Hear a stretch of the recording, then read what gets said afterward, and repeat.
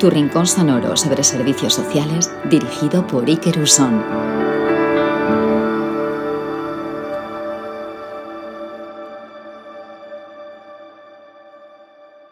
Muy buenas, Álvaro. Muy buenas. ¿Cómo estás? Pues muy bien, la verdad es que muy bien. Sí, ¿Te has venido en moto o no? Pues sí, mira, sí. Yo por las noches cuando me acuesto, lo que suelo hacer es mirar el tiempo y si veo que hace una temperatura así más o menos agradable y no va a llover, yo aprovecho siempre y me cojo la moto para que me dé el aire. El Álvaro de chaval también iba en moto, era un chaval motorizado, era un tío así pilas, guindilla o no. Pues sí, un poco, sí. Además que recuerdo que con mi primer trabajo lo que hice fue comprarme una moto. un ciclomotor de aquella época, un 50, un Vespino de aquella época. Y sí, me movía en moto, sí.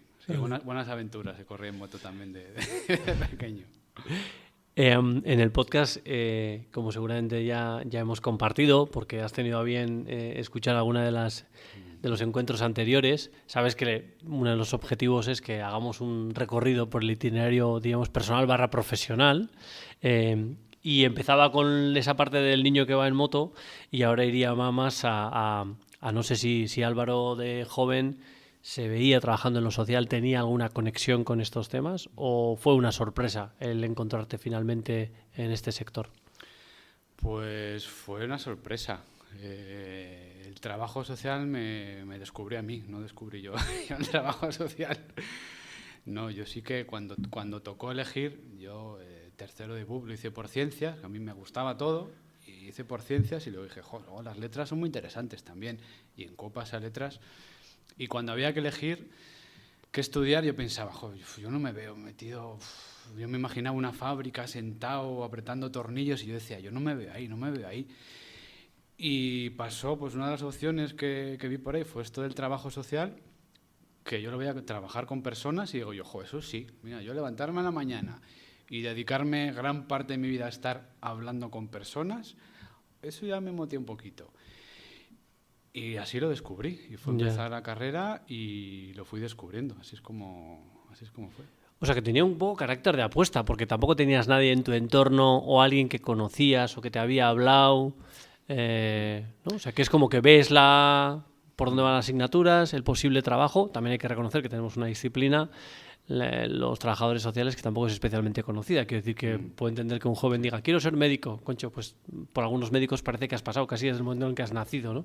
Pero en tu caso tenía un carácter de apuesta interna, de que sentías que sí, porque no había nadie en tu familia ni nada parecido. Sí, no. En mi círculo más cercano, no. Sí que tenía una tía que era trabajadora social, pero vamos, una tía lejana que veía de vez en cuando. Pero no, sí, fue una apuesta, fue pues de esa reflexión que te digo. Pues quería trabajar, yo el trabajo lo veo como algo que ocupa gran parte de tu vida, lo veía así y lo veo ahora. Y creo que el trabajo tiene que ser algo enriquecedor, porque dedicas gran parte de tu vida a ello. Y de esa reflexión, pues sí, fue una apuesta. Fue una apuesta que ha salido bien, porque me he enganchado. Sí, por eso te he traído, porque sé que eres alguien que en ese sentido refleja muy bien, bueno, lo que es el compromiso con lo social y en este caso con la disciplina, como luego veremos, porque tienes un compromiso importante con la disciplina del trabajo social. ¿En la universidad te encontraste lo que te esperabas a nivel de formación, de las asignaturas, de lo que suponía? Porque algunas personas, no solo con el grado de trabajo social, con otros se llevan como un chasco o no. Hay gente que dice, pues ahora es cuando me he enganchado. ¿Cuál fue tu experiencia? Pues cuando empecé en la universidad, como tampoco buscaba nada, pues yo recibí bien todo lo que me dieron. Esa reflexión quizá viene posterior, ¿no? Cuando ya conoces lo que es la práctica y conoces la profesión, pues ahí sí que puedes juzgar un poco. Pero yo tengo una buena experiencia. ¿Dónde estudiaste? En Aldapeta, en Aldapeta, en la antigua escuela universitaria diocesana. Bueno, pues ya tenemos el segundo que ha pasado por allí, porque Juan también había estudiado en Aldapeta, o sea que sí, ya yo creo que la gente que ha escuchado el podcast ya sabe que era la antigua universidad, o sea, más que universidad, la Escuela de Trabajo Social, que luego pasó ser absorbida o pasó en parte a Deusto. O sea que tienes buen recuerdo, percibo que tienes buen recuerdo. Sí, tengo muy buen recuerdo, tanto del profesorado como de compañeros y compañeras, y bueno, sobre todo, ahí me enganché. O sea, ahí me enganché a las asignaturas, ahí me enganché a la sociología, ahí me enganché a conocer el entorno, el mundo, y adquirí herramientas para... Empecé a ver de qué manera podía, que era también lo que buscaba, ¿no? Y sí que me lo dio, sí que me dio esa curiosidad, y sí que me abrió esa curiosidad por donde luego pues he ido dirigiéndome por una dirección o por otra, pero partí de ahí y ahí me enganché, así que vamos, un éxito. ¿Recuerdas tus prácticas? ¿Dónde las hiciste? Sí, las prácticas las hice en Gazteleku, Uh-huh. en un barrio de Donosti, en Bidebieta. Para la gente que no controla euskera, Gazteleku diríamos que es un espacio para los jóvenes, ¿no? Sí, Diríamos un jóvenes espacio. adolescentes, Sí. básicamente, ¿no? Uh-huh. Sí, y también un buen recuerdo, porque ahí tomas contacto con la realidad, ¿no? Ya empiezas a tomar contacto. Sí que es cierto que desde el primer año ya me metí de lleno en el tema del voluntariado. Ah, mira. Y ahí ya empecé a conectar, desde el primer año me metí, pero bueno, como voluntario pues tienes un cierto Otro margen, perfil. Uh-huh. Eso es. Pero las prácticas ya es desde otro rol, ¿no? Y ya asesorado, acompañado, reflexionando con tus profesoras, con tus compañeros. Y tengo buen recuerdo también, tengo buen recuerdo. ¿El voluntariado? ¿Recuerdas en...? Sí, pues fue además casualidad en el mismo barrio de apoyo escolar, Ajá. en la iglesia de allí de Bidebieta, de apoyo escolar a chavales.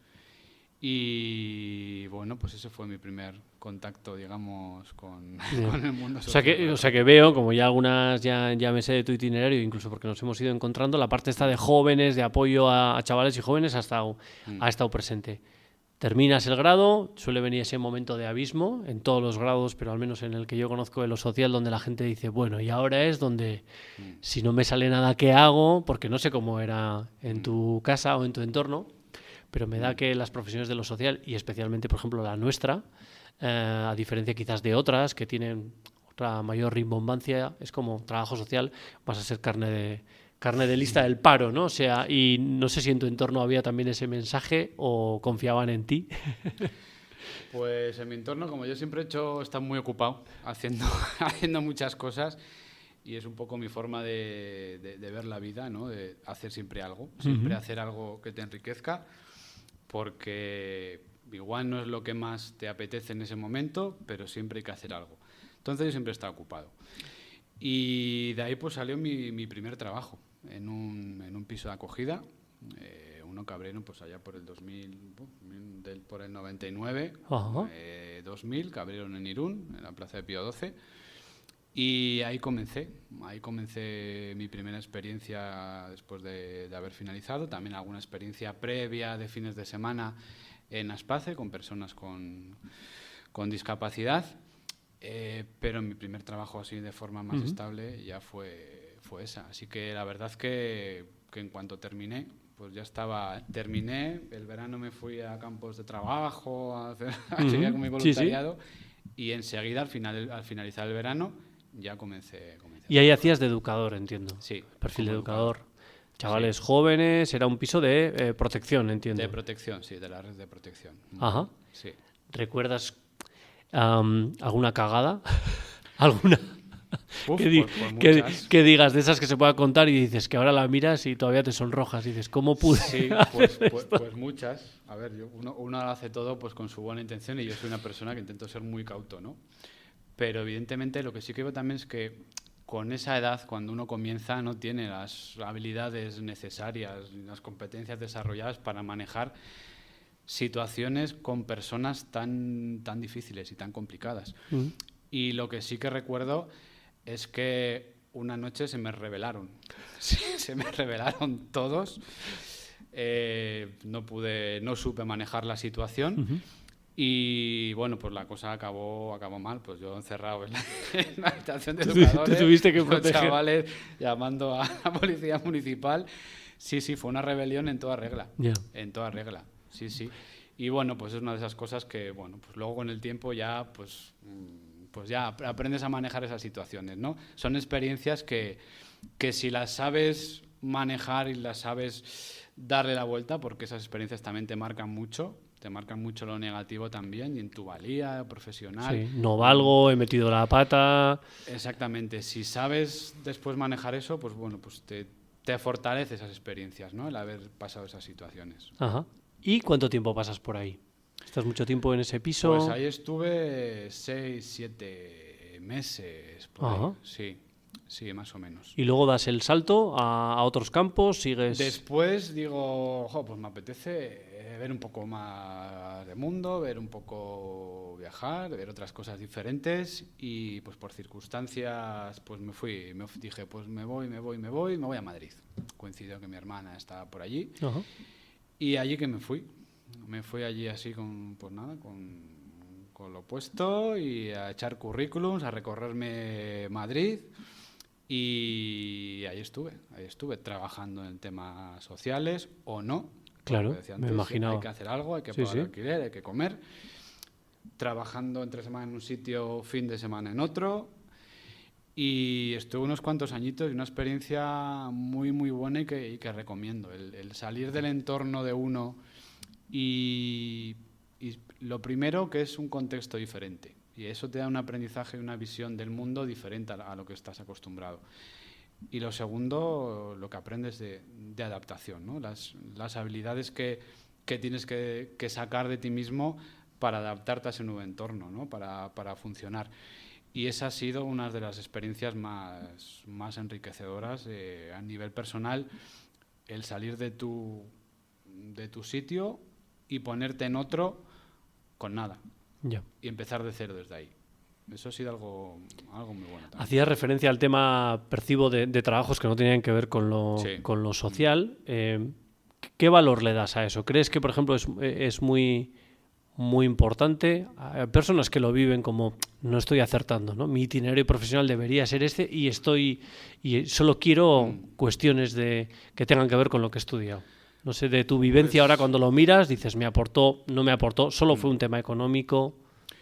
Pues al inicio de mi carrera profesional ha sido tema económico, entonces pues por ahí sí que pues tenía que trabajar y tenía que pagar las facturas y había apostado por irme por continuar, fue tema económico, pero también te trae un aprendizaje, pues en Madrid del 2004, trabajar con personas que no había conocido aquí, trabajar con pakistaníes, trabajar con unas personas con unas vidas totalmente diferentes a las que yo tenía. Ver contextos laborales que no tienen nada que ver con lo que tú estás acostumbrado, empleos muy precarios, y organizaciones que ahora lo piensas y dices, madre mía, pero ¿esto qué es? Que hoy día se sigue dando y que pues a veces igual no somos conscientes de esas situaciones, ¿no? Cuando tú estás dentro y lo ves, pues eso también es interesante. Luego, posteriormente, el trabajar en otras cuestiones diferentes a lo social ha sido mi forma, puede ser un poco contradictorio, pero mi estrategia para continuar trabajando en lo social. Ajá. A mí sí que me supone mucha carga, mucho desgaste, ciertos trabajos que he tenido, y yo necesitaba alejarme. Y lo he hecho tomar aire, en varias ¿no? ocasiones, sí. Alejarme 1 año, 2 años y luego volver, ¿no? Y otros trabajos, igual a veces también de lo social, algo relacionados, pero sí que ha sido una forma, digamos, de compensar periodos muy, muy intensos de trabajo que te exigen mucho y que yo necesito estar motivado y necesito estar bien para hacer bien el trabajo. Y entonces, cuando yo detecto esos indicadores que uno pues ya va aprendiendo con su experiencia, pues entonces me retiro, me dedico a otra cosa, cambio un poquito y cuando ya veo que estoy otra vez con energía o me llama el cuerpo, pues vuelvo reforzado y yo creo que es como se tiene que hacer este trabajo. Bien, porque nosotros, todos los que trabajamos en el mundo de lo social, nuestra propia persona, somos los instrumentos de trabajo. Y si uno no está bien consigo mismo, no puede compartirse con los demás y de ahí se generan dinámicas laborales muy, muy negativas en ocasiones y es lo que intento evitar con esas retiradas. No quería inducir en tu respuesta, pero es verdad que compartiría tu punto de vista. En mi caso, no tanto por tomar oxígeno, pero creo que en aquellos primeros años de universidad, donde yo opté por ir a una empresa aquí cercana a Tolosa como peón industrial, de un poco de chico para todo, pero afortunadamente con unas condiciones no tan precarias con las que se pueden encontrar otros jóvenes o os pudisteis encontrar en otros trabajos. Pero yo tengo muy buen grato recuerdo. Creo que fue un máster, no sé en qué nombre, pero un máster para empezar en valorar lo que hacían mis padres, de trabajar en una empresa. Me parecía el ruido, los posibles accidentes laborales que casi el primer día tuve, ¿no? Y luego en lo que tiene que ver también el decir, tengo que seguir estudiando porque yo no me veo toda mi vida siendo casi una pieza más de esta máquina, ¿no? A la que yo alimento, soy parte del engranaje. Y tercero, las relaciones. Tener que relacionarte, por ejemplo, con adultos muy diferentes, conversaciones primarias en todos los sentidos, ¿no? Pero también valorando a esa gente. Y luego eso me permitió conectar cuando ya estabas trabajando en los servicios sociales de base y dices, esa gente me recuerda. ¿Qué quiero decir? Que ese alumno que solo ha hecho quizás voluntariado o alumna y que no ha visto a la gente normal, a la estándar, todos somos normal estándar, quiero decir, pero a esa gente que habla de su curro, que lee la prensa por encima, o no sé, la mayoría de la gente que no tiene por qué estar quizás dándole tantas vueltas a algunos temas como le damos otros, no lo digo en plan culto, sino que tiene otra serie de preocupaciones o de intereses. Saber relacionarte con esa gente, conectar, ver lo que les preocupa, seguramente también quitarte un poco de valor y de importancia a lo que tú le das. Luego cuando me acerqué a base dije, creo que sé con esta gente por dónde me puedo llevar, ¿no? Y creo que es muy recomendable el curro ese de manos, de pringar. Diría que incluso a veces hasta frustrarte, ¿no? A veces a los alumnos en la universidad les decía, yo no tendría vergüenza de decir que has tenido un curro en precario o que has dado clases particulares en tu casa. O sea, a mí me parece que a la hora de contratarte me va a hablar mucho de ti que hayas pasado por ahí de aguante, igual que lo tuyo, ¿no? Que tuviste un golpe de estado en el piso, o sea, todo eso, cómo le diste la vuelta, ¿no? ¿No te parece que es como muy profesionalizante, aunque no lo parezca? Sí, todas las experiencias vitales yo creo que te enriquecen, ¿no? Y la realidad social es muy diversa. Es muy diversa y nosotros conocemos nuestra pequeña parcela de nuestra experiencia vital en nuestro mundo privilegiado. Unos más y otros menos, pero es lo que conocemos. Es nuestra vida personal, pero nosotros trabajamos con un abanico muy, muy amplio de situaciones y de circunstancias.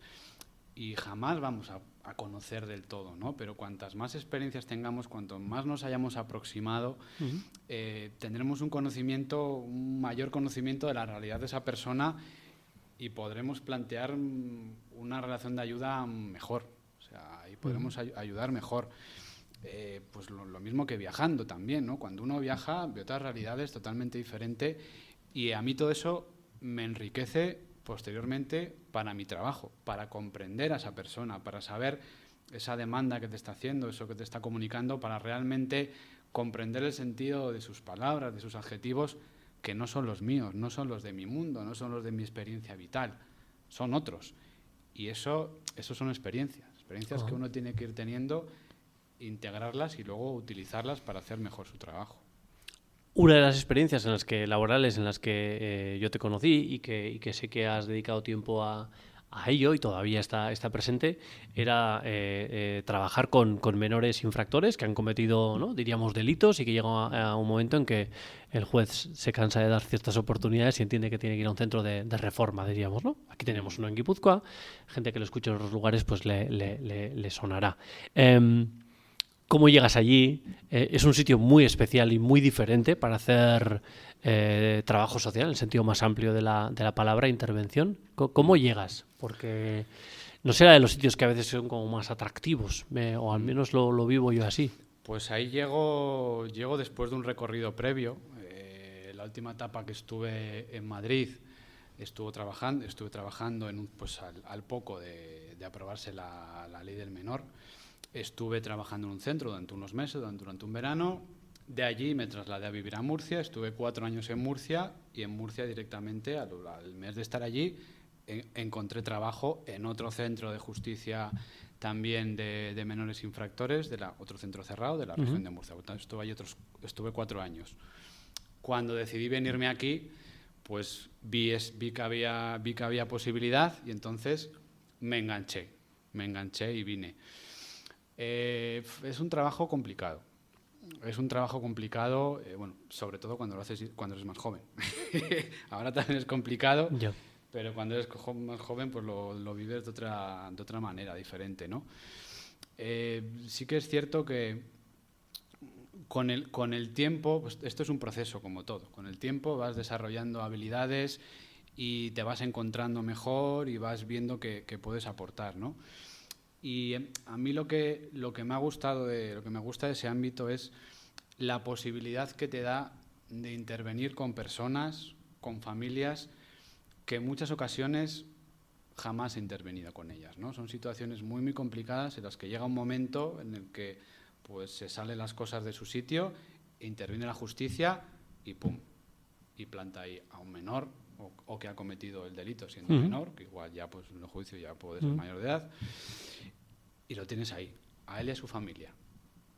Y la posibilidad que te da de trabajar es inmensa. A mí ese trabajo me parece precioso. Es duro, es muy difícil y es del trabajo precisamente que necesito de vez en cuando distanciarme. Ahora recientemente acabo de estar unos meses trabajando, llevaba 3 años sin trabajar, posteriormente tuve otro descanso, otros 2 años, he ido como de 2 años, intercalando otros 2, cuando también surgía oportunidad, porque tampoco elijo yo, evidentemente, cuando vuelvo a cuando no. Pero para mí sí que es un trabajo, además, que me parece muy bonito y que al final es donde veo, por una parte, pues trabajando en protección ves a menores dañados, a menores muy, muy, muy afectados. Trabajando en puntos de encuentro, pues ves también los conflictos familiares. Trabajando, valorando las situaciones de desprotección, pues analizas al detalle, ¿no? Y tomas tú la decisión de sacar como último recurso a esa persona o de activar una intervención. Y cuando llegas ahí, o por lo menos yo intento integrar todas mis experiencias y mis conocimientos, cuando trabajas en un centro de este tipo y las problemáticas son tan intensas, ves la realidad familiar, ¿no? Ves a esa familia, a ese padre, a esa madre, ves a ese menor, ves a esas habilidades parentales que han tenido dificultades, y la delincuencia como un factor más de desprotección, ¿no? Entonces tienes esa visión un poco global de la situación del menor, de la situación de la familia, y para mí intervenir ahí es un privilegio porque te da una oportunidad de cambiar las cosas, porque ese marco pues a veces obliga, ¿no? Obliga a las personas luego está la voluntad, evidentemente, pero sí que te posibilita mucho el poder trabajar desde esos diferentes ámbitos, hacer intervención familiar, trabajar con el chico. Y para mí la verdad que es un trabajo muy, muy, muy duro, pero a la vez muy, muy enriquecedor. Estamos hablando de centros cerrados, digo, para que la gente, o sea, donde la gente no o sea, tiene su libertad reducida, o sea, vive en ese centro, es un centro del que no pueden salir, al menos no cuando quieren ellos, para cumplir un tiempo en el que tienen que estar ahí, que en el caso al menos de Euskadi pertenecen al gobierno vasco, y los casos se derivan, entiendo que desde que un juez o una jueza deriva ahí. Si tuviésemos que ver perfiles tipo, por ejemplo, estamos pensando más en chicos que en chicas, si tuviésemos que contarle a alguien que no es de nuestro mundo, ¿qué le diríamos? ¿Qué tipo de chavales nos podemos encontrar ahí? ¿Con qué habilidades más escasas o más tocadas, pero también con qué otras competencias, digo, por no destacar solo lo negativo? Si alguien entrase por primera vez allí, que, hombre, le llamaría la atención como me llamó a mí, que he tenido la suerte de estar 3 veces por lo menos en el centro que está en Guipúzcoa, te llama la atención, bueno, pues que son chavales muy jóvenes en un medio que se parece un poco a lo que sería una prisión, en algunos elementos de cómo está, me recordaba, también por el punto de aislamiento que tiene el centro, pero luego al mismo tiempo veo que eran chavales que me parecía que eran como los que veía en la calle, ¿no? No sé, ¿cómo lo describirías? Pues sin tener datos precisos. Sí, tus percepciones. Sí que es, bueno, primero la delincuencia juvenil femenina es mínima, pues un 8 o un 10%, ¿no? Las mujeres son más inteligentes, ya lo sabemos, eso ya lo sabemos, y menos violentas, eso sabemos. Y pues los perfiles son chicos muy dañados. Son chicos muy dañados con unas vidas muy, muy duras, con muchísimas carencias a nivel afectivo, muy dañados emocionalmente. Y una de las cosas que me ha enseñado también el conocer desde diferentes miradas estas situaciones es la importancia de la socialización. ¿Cómo nos socializamos, no? ¿En qué nos educan nuestros padres? ¿En qué nos educan en el colegio? ¿En qué nos educa esta sociedad, ¿no? Entonces son chavales muy dañados y desde ese aprendizaje vital que han absorbido, desde esos modelos negativos, en la inmensa mayoría que han tenido, simplemente han reproducido esos modelos y han llegado donde están, pues desde ahí. La gente no comete delitos porque sí, todo tiene una explicación, que es muy complejo. Igual evidentemente no se puede entender ni se puede explicar de forma sencilla. Pero cuando un menor comete ese tipo de acciones, detrás hay un gran daño emocional y es una manifestación de malestar, En el día a día, ves los dibujos animados, haces manualidades con ellos. Evidentemente no son personas que igual nos podamos imaginar que están todo el día haciendo maldades. No, son personas muy dañadas emocionalmente que en un momento de su vida han podido cometer acciones punibles, pero en cuanto a personas siguen siendo niños y juegan como niños, se relacionan como niños, hablan como niños y necesitan pues ese modelo, necesitan restaurar, rehabilitar, necesitan resocializarse, que es el principio de la ley, y tenemos que dejar muy claro lo que es la justicia juvenil y lo que es la justicia de adultos, ¿no? Las medidas que se imponen, las medidas educativas y centro educativo con una pena privativa de libertad. Es un modelo diferente. La justicia juvenil es muchísimo más flexible que la justicia de adultos, precisamente porque son menores y porque están en proceso de maduración, porque sus valores todavía no se han conformado y porque son flexibles para reconducir y para continuar haciendo un aprendizaje, resocializándose y adaptarse de una mejor manera a funcionar de una forma normalizada. No voy a indagar tanto en comportamientos o conductas que seguramente sean las que os hayan o hagan que a los trabajadores que estáis allí se haga más difícil el trabajo, que entiendo que puede haber problemas a veces de comportamiento, de conducta, como ocurre a veces con otros perfiles también dañados en el ámbito de la exclusión, donde la va de suyo, no es algo propio el que la convivencia pues no vaya con ellos, otras cosas porque también la situación en la que se ven abocados les hace estar en esa especie de a la defensiva. Quería ir más a lo positivo, ¿no? Cuestiones que a veces no nos imaginamos porque estamos ya haciendo el niño, el joven delincuente, ¿no? Que tiene que estar ahí, que tiene que pagar, ¿no? Tenemos quizás muy metidos en la sociedad y que no vemos, no sé, otras capacidades que tú hayas visto o evoluciones, ¿no? Historias positivas. Yo creo que también el podcast en ese sentido que es rescatar y destacar esa parte positiva de lo social, de que este tipo de centros con gente que se empeña ¿no? trabajando allí como tú y otros compañeros y compañeras, sacando lo positivo y resocializando o acompañando en esa resocialización. ¿Qué podríamos destacar de ahí? Pues lo positivo que se destaca, pues lo primero pues son esa relación con ellos, ¿no? Que son niños, lo que comentaba, que ven los dibujos, que estás viendo en la tele, que te ríes con ellos, que juegas, tienes aspecto como cualquier otro niño, ¿no? Los aspectos positivos también son muchos procesos cuando entra, sobre todo el inicio, ¿no? El inicio de su proceso educativo. Cuando llega un chaval suele ser complicado adaptarse, hay quien digamos se adapta, luego igual pues manifiesta su oposición por la tolerancia a la frustración, el manejo de sus impulsos y luego pues se va reconduciendo. Hay otros que es el primer día, hay procesos diferentes, pero sí que es muy bonito el ver ese cambio, ¿no? Y sobre todo lo que te decía de ver cómo llega él, el entorno del que llega, la familia. Intervienes con la familia, intervienes con él, trabajas la comunicación entre ellos, que en la mayoría de los casos está muy, muy dañada, e ir viendo esa evolución, ¿no? Y eso se ve muy claro pues, en casos de los malos tratos en el ámbito doméstico, ¿no? Violencia filioparental. Pues ver esa evolución, ir trabajando y ver cómo la persona, el chaval, cuando se cambia de contexto y en un contexto normalizado y en un contexto ordenado, funciona y cambia totalmente. Y cambia no solo en su conducta, sino también se trabaja a nivel psicológico.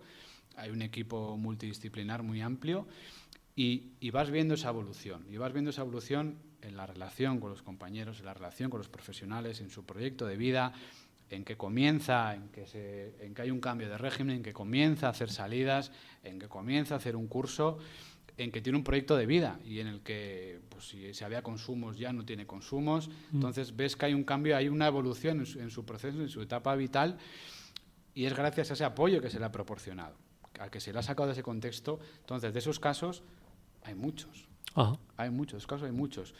En otras ocasiones no da tiempo. Los chicos están tan dañados que las medidas no son largas, no suelen ser muy largas, y no da tiempo a que esa persona... ¿Y pasan, por ejemplo, ya entonces a la justicia de adultos? O sea, ¿pasarían a un sistema penitenciario de adultos o no? Simplemente se termina la medida y listo. No, pueden estar cumpliendo un tiempo después de la mayoría de edad si la medida se prolonga hasta ahí, pero no suelen pasar a justicia. Entiendo que allí estudian como si estuviesen, porque algunos están en edad escolar, se siguen formando allí y hay como unas rutinas de estudio, de actividades. La mayoría, algunas entiendo que dentro o pueden salir fuera, digo, para que la gente se imagine. O depende de los regímenes en los que están, del momento en el que están en su proceso. La mayoría están en régimen cerrado o en cautelar, que no pueden salir.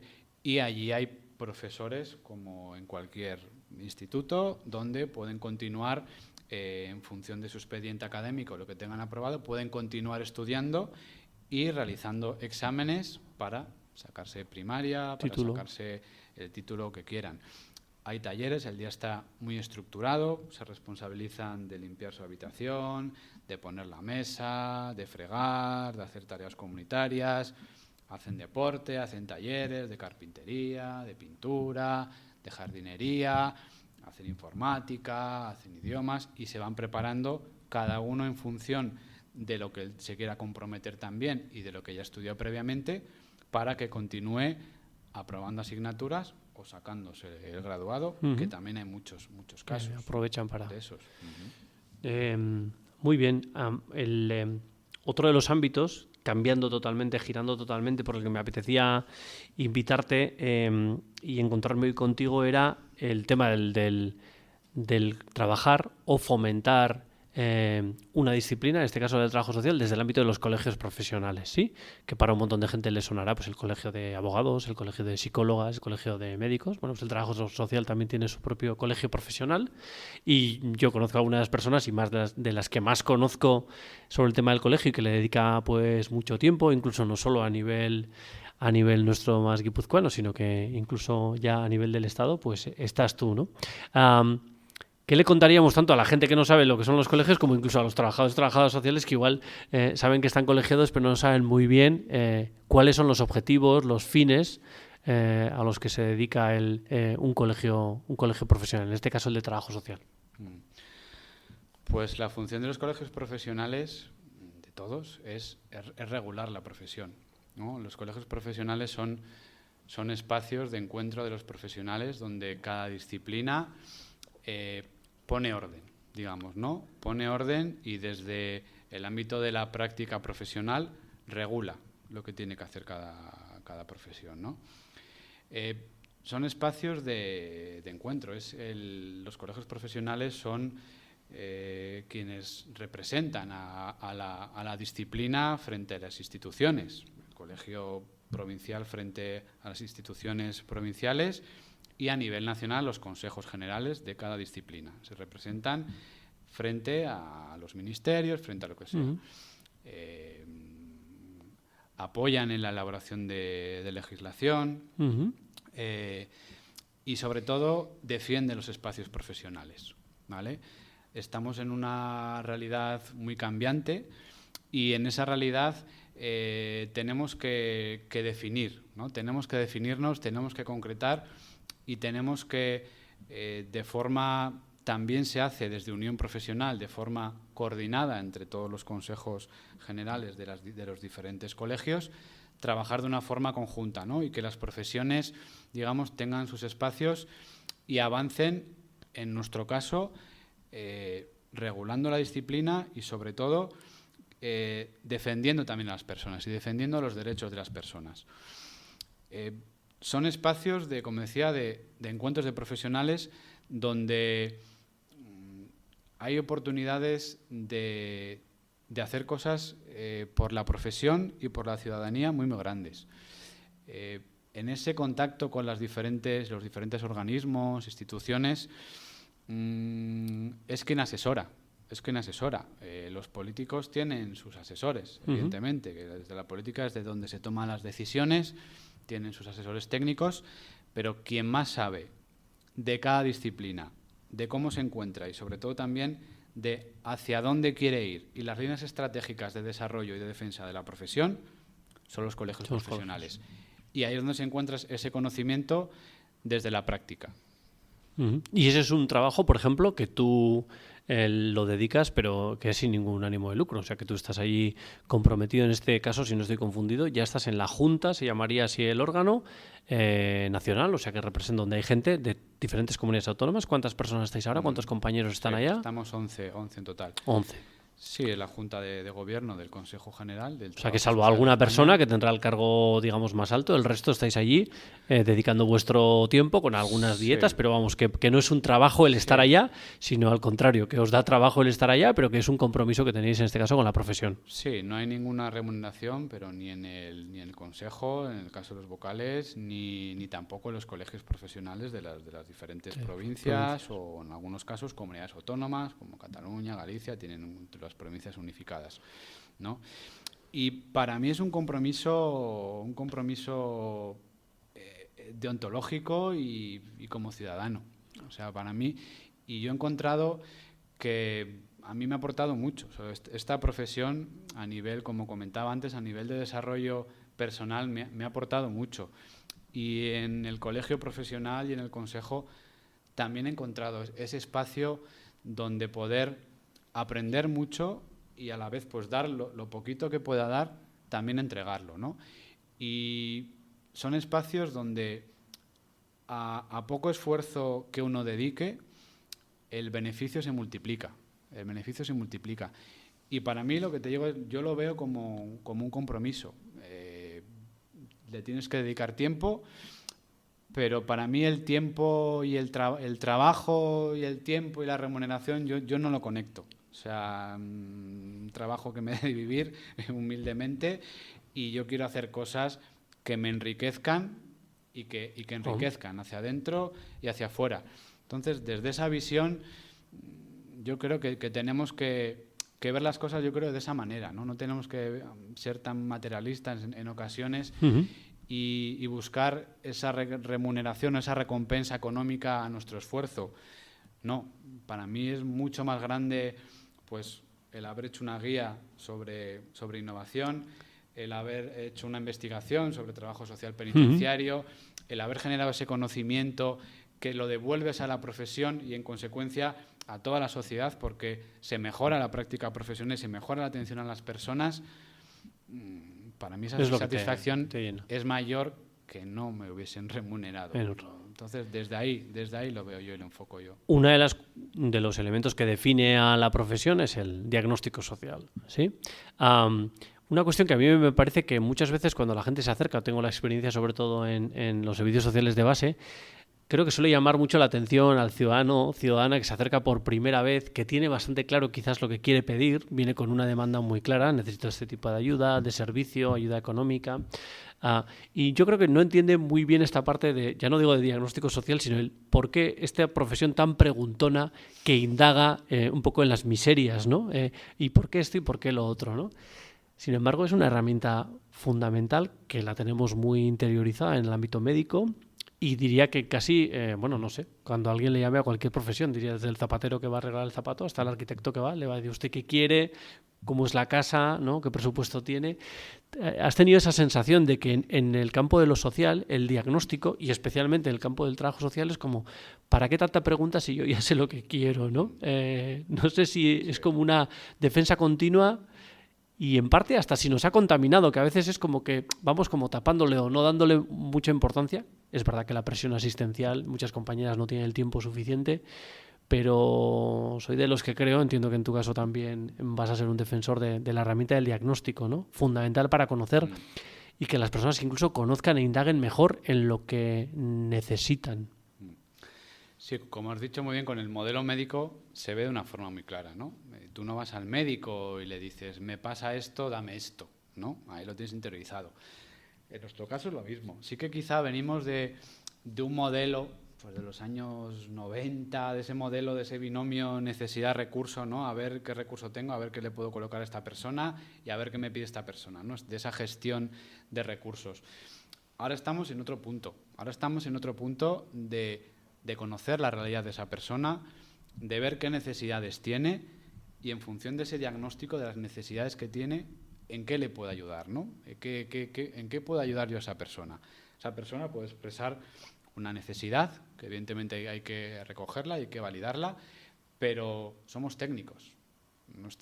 Somos una disciplina que tiene que aumentar su cientificidad precisamente y tomar decisiones con criterios técnicos.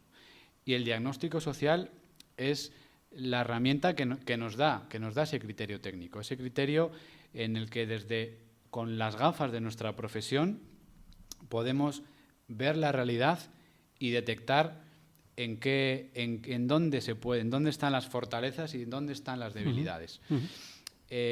Sí que hace falta todavía hacer mucha pedagogía de esto, tanto entre profesionales, no tanto, pero sí de cara a instituciones o sí de cara a otros lugares, ¿no? y a la población en general.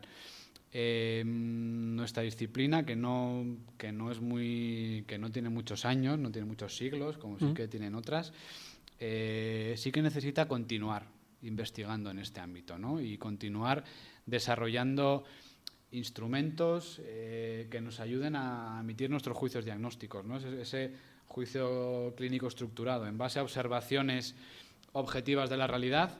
Luego, el profesional, en función del cuerpo de conocimiento de su disciplina y su experiencia profesional, pues aporta esa visión profesional y emite ese dictamen, ese juicio diagnóstico. Ese es el proceso científico que tenemos que desarrollar desde nuestra profesión. No gestionamos recursos. Esto no se trata de dar recursos, se trata de analizar situaciones y de acompañar a las personas en lo que necesitan. De esas prestaciones técnicas como el acompañamiento, como cualquier relación que establezcas con la persona, ¿no? Esa interacción, ¿no? como objeto también de nuestra disciplina. Y el diagnóstico, destacaría también el diagnóstico como derecho, ¿no? Por ejemplo, que como ciudadano, una persona, los servicios sociales de base, su ayuntamiento, luego lo veremos también con el ámbito de la exclusión, comentándolo contigo en el ámbito, en este caso, de lo foral, lo que sería la Diputación, el derecho al diagnóstico. Tengo derecho a que un técnico, una técnica me diagnostique y me dé por escrito cuál es mi situación, ¿no? Y luego, dos, el diagnóstico como un proceso compartido, en donde la persona, que en eso también yo creo que la profesión ha ido cambiando, ¿no? Ese arriba-abajo, que todavía yo creo que lo tenemos interiorizado, donde yo ya sé lo que a usted le pasa, eso ha ido cambiando mucho, ¿no? Y tres, que luego, pues no sé cómo es en otras comunidades autónomas, pero aquí a nivel de Euskadi tenemos un instrumento de diagnóstico social muy potente, con muchos indicadores, ¿no? De todas las situaciones que se pueden ir valorando, que no creo que a veces lo que nos falta es como tiempo suficiente, ¿no? Para que las técnicas puedan utilizarlo, ¿no? Pero ese elemento de participación, de derecho y de que hay un instrumento, creo que a veces es un poco desconocido y como que se le quita valor, ¿no? Y que a veces hemos ido reforzando demasiado la idea esta de, bueno, usted tiene este problema, este es el recurso. Y parece que somos, ¿no?, máquinas de tabaco. En este caso, usted aprieta dependencia y yo le doy servicio de ayuda a domicilio, ¿no? De manera que creo que sabiéndolo hacer, llega esa palabra que a mí me parece clave, a veces un poco redundante en nuestra profesión, que es la de la vinculación, ¿no? Creo que cuando uno termina de vincular, de que se da cuenta la persona de, Iker, Álvaro, Amaya, quien sea, que me está a mí escuchando, me está ayudando incluso a conocer mejor lo que yo estaba pidiendo, porque a veces las personas pues vienen pidiendo una cosa porque no se atreven a pedir otra, porque no conocen otra, como nos pasa al resto. Me parece que el uso del propio instrumento del diagnóstico es todo un proceso fascinante de encuentro con la persona, que es un trabajo bien chulo, que a veces no tenemos todo el tiempo que nos gustaría, ¿no? Pero es de lo que a mí más me apasionaba cuando estabas a nivel de base, que decimos, ¿no? De un ayuntamiento en contacto directo con la persona, aplicar ese diagnóstico que no se hace en un día, claro. Sí, es un proceso en interacción con la persona, ¿no? y un proceso transformador en sí mismo. Y ahí también la profesión tiene que defender ese derecho de la ciudadanía, ¿no? Como decías. Y tenemos que en nuestra intervención orientarla hacia ahí, hacia esos derechos de la ciudadanía. En muchas ocasiones, en las instituciones en las que ejercemos, que evidentemente nuestro código deontológico también nos dice que tienes que compartir los principios de la institución en la que estás, porque si no, pues no tienes que estar ahí. No vamos por libre. Pero en muchas ocasiones tenemos que ser conscientes que el trabajo social u otra disciplina no es la institución en la que está, no es esa pieza, ese trocito que te han dado a ti, ¿no? La disciplina desde la que ejerce uno es mucho más grande. El trabajo social en este caso es mucho más amplio de esa función que te han otorgado, ¿no? Y tenemos que ser conscientes de eso. Y desde ahí tenemos que ejercer. Y si encontramos algo de lo cual no estamos conformes, pues expresarlo. Y también iniciar procesos para cambiar cosas, ¿no? Porque también a veces el cambio está en uno mismo, ¿no? Está en la propia profesional que puede iniciar ese cambio, salir de la queja y decir, no, mi profesión es otra cosa. El objeto de mi profesión es otra. Mi trabajo no es esto, mi disciplina no es hacer esto que estoy haciendo aquí. Bueno, ¿cómo puedo yo también hacer mostrar? Una de las cuestiones que hemos visto en una investigación que hemos realizado a nivel de todas las prisiones de trabajo social penitenciario, lo que se veía es el desconocimiento de la institución, de instituciones penitenciarias, y también el desconocimiento de lo que es el trabajo social del resto del equipo técnico, del resto del equipo que trabaja en prisión, ¿no? Se ha detectado esa necesidad. Entonces, ahí tenemos también que decir qué es nuestra profesión, cuál es nuestra función dentro de una prisión. Uh-huh. Por ejemplo, pongo ese ejemplo porque son resultados de una investigación reciente. Pero al igual, esto nos lo podemos aplicar en cualquier ámbito. O sea, nuestra institución sabe lo que es nuestro trabajo, qué estamos haciendo y qué es el trabajo social. Ajá. Entonces, ahí tenemos que hacer ese análisis y igual pues tomar un poquito de acción, ¿no? Reflexionar sobre eso. Ahora, por ejemplo, estás aplicando, hasta donde conozco, un instrumento concreto, que en el caso de Euskadi es una parte del diagnóstico social, que sería la valoración de la exclusión social, como hay una valoración de las situaciones de dependencia, de discapacidad o desprotección infantil. ¿Qué te encuentras? ¿Qué es lo que haces, ¿no? Entiendo que desde Diputación te derivan un caso, la situación de un hombre, de una mujer, y a partir de ahí, ¿cuál es un poco tu día a día? Pues es un proceso muy bonito de realizar diagnósticos sociales. Precisamente de ese proceso de conocer una realidad en interacción con la persona, entrevistarte con la persona, entrevistarte con profesionales que le conocen, entrevistarte con otros informantes pues de otros profesionales, otros recursos en los que ha podido estar, con familiares.